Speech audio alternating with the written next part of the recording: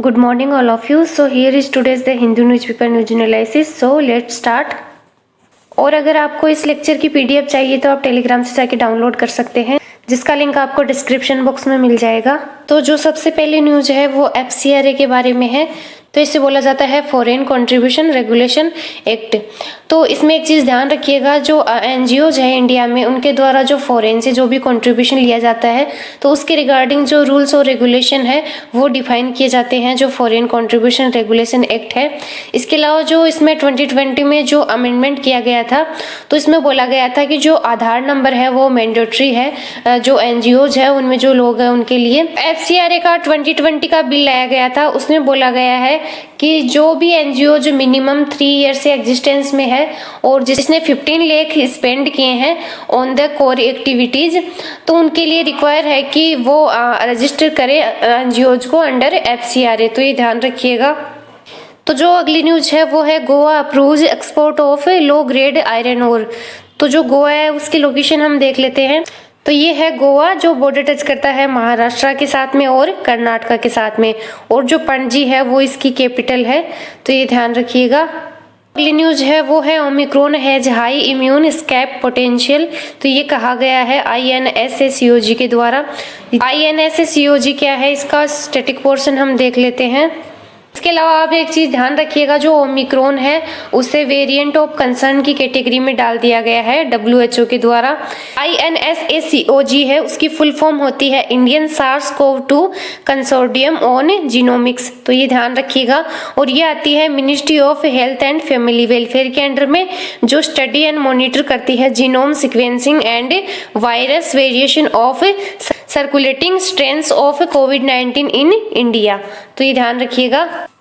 तो आगे एडिटोरियल्स दिए हुए हैं। तो जो फर्स्ट वाला एडिटोरियल है ये बात करता है नॉर्थ स्ट्रीम पाइपलाइन के बारे में। तो इसकी लोकेशन देख लेते हैं, ये कहाँ से कहाँ तक है।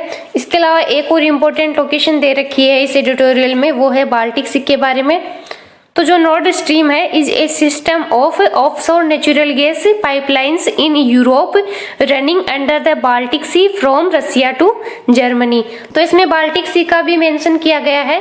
तो जो बाल्टिक सी को टच करती है कंट्रीज उनमें है Denmark, Estonia, Finland, Germany, Latvia, Lithuania, Poland, Russia and Sweden. इसके अलावा एक और इम्पोर्टेंट चीज ध्यान रखिएगा, जो रसिया का ये पार्ट है ये भी बाल्टिक सी को टच करता है।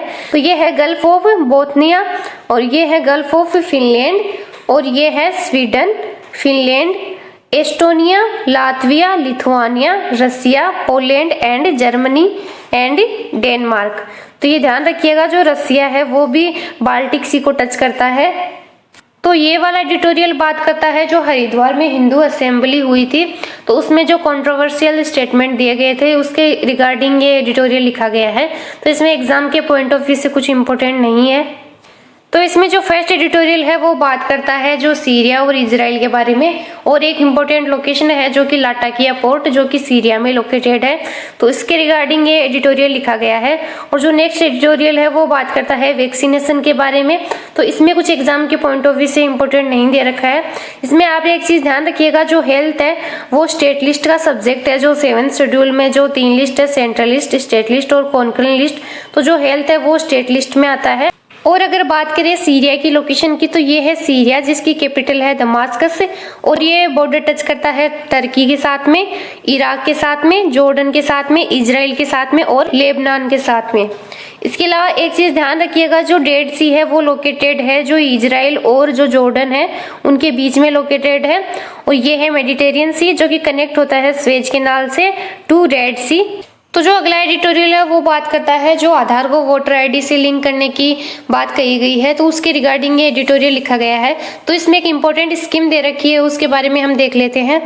तो जो इसका ओरिजिनल नेम था वो था नरेगा, यानी कि national rural employment guarantee act, जो है 2005 का, और इसे रीनेम किया गया था 2009 में। तो ये ध्यान रखिएगा कि नरेगा है उसका नाम बदल के MG नरेगा कब किया गया था, तो वो 2009 में किया गया था। इसके अलावा जो अभी बजट एलोकेट किया गया है 2020 और 21 का, उसमें इसे 73,000 करोड़ जो बजट एलोकेट किया गया है। तो ये ध्यान रखिएगा, ये क्वेश्चन बन सकता है आपसे।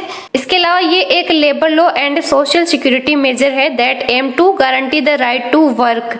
तो ये ध्यान रखिएगा। और इसका एम है to enhance livelihood security in rural area by providing at least 100 days of wage employment in a financial year. तो आज का लेक्चर यहीं कंप्लीट करते हैं। वीडियो अच्छी लगे तो लाइक कीजिएगा, शेयर कीजिएगा और चैनल को सब्सक्राइब कीजिएगा।